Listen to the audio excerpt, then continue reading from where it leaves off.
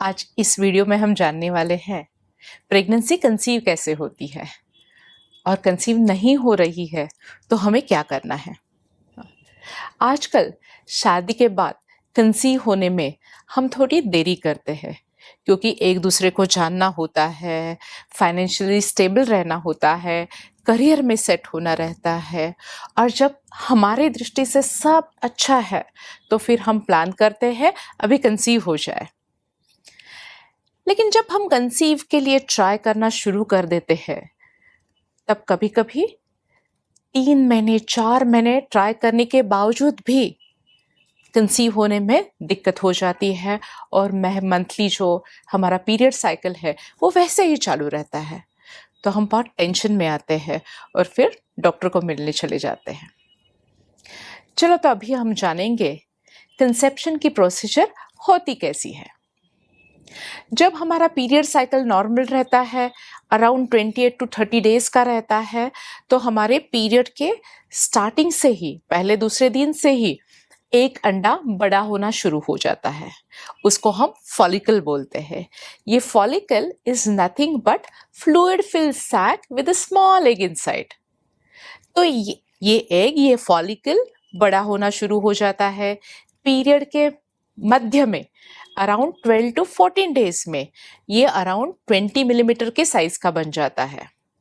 उसके बाद ये एग रिलीज हो जाता है, फट जाता है, उसको हम ओव्यूलेशन बोलते हैं।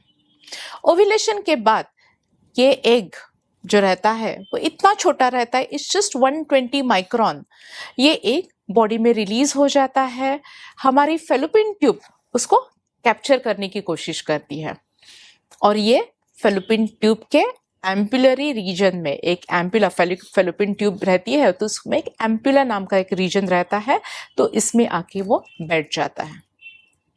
आफ्टर ओव्यूलेशन ये एग सिर्फ 18 to 20 आवर्स तक ही जिंदा रहता है। उसका फलित होने का पोटेंशियल सिर्फ 18 to 20 आवर्स रहता है। उसी दौरान उसका स्पर्म के साथ मिलन हो गया तो ही प्रेगनेंसी कंसीव होने के चांसेस होते हैं।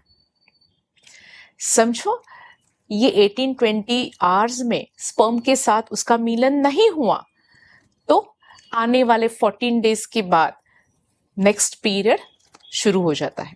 जब पीरियड्स नॉर्मल होता है, माहवारी नॉर्मल रहती है, अराउंड 28 डेज to 30 डेज की रहती है, तो हम पीरियड के 11 डेज से एक 20वें दिन तक ऑल्टरनेट डे साथ में रहने के लिए बोलते हैं, क्योंकि इंटरकोर्स के बाद स्त्री के शरीर में स्पर्म्स ऑलमोस्ट 5 to 7 डेज तक जीवित रह सकते हैं और उस दौरान ओव्यूलेशन हुआ रहेगा तो कंसेप्शन के चांसेस, प्रेगनेंसी के चांसेस मैक्सिमम रहते हैं।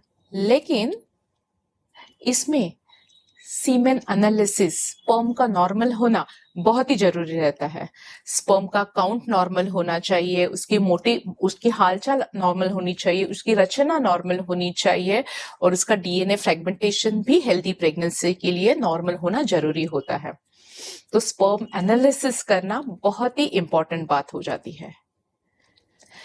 और एक इंपॉर्टेंट बात जो कंसेप्शन के लिए मायने रखती है, ये ट्यूब की पेटेंसी।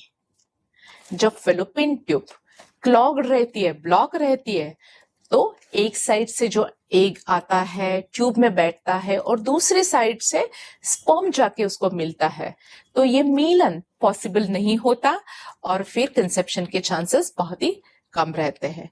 इसीलिए फेलोपियन ट्यूब का नॉर्मल होना बहुत ही जरूरी होता है।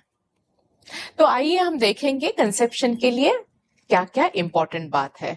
हमारा शरीर कंसेप्शन के लिए योग्य रहना चाहिए, उसके लिए हम इंपॉर्टेंट ब्लड टेस्ट बताते हैं, वो करना जरूरी होता है।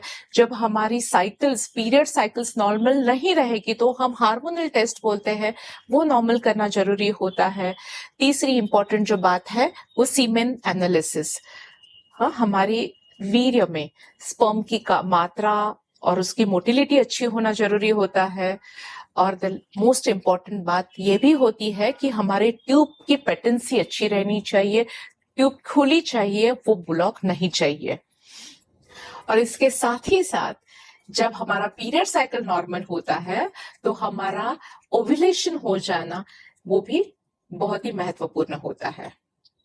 तो इस वीडियो में हमने जान लिया कि कंसेप्शन के लिए कौन सी चीजें इंपॉर्टेंट है। हाँ, तो इस विषय में आपके कुछ सवाल रहेंगे तो कमेंट बॉक्स में लिखिए या हमें ईमेल कर दीजिए। और प्रेगनेंसी रिलेटेड, इनफर्टिलिटी रिलेटेड और IVF related, female health related आपको कुछ जानकारी चाहिए तो हमें हमारा ये चैनल अवश्य देखिए। Thank you.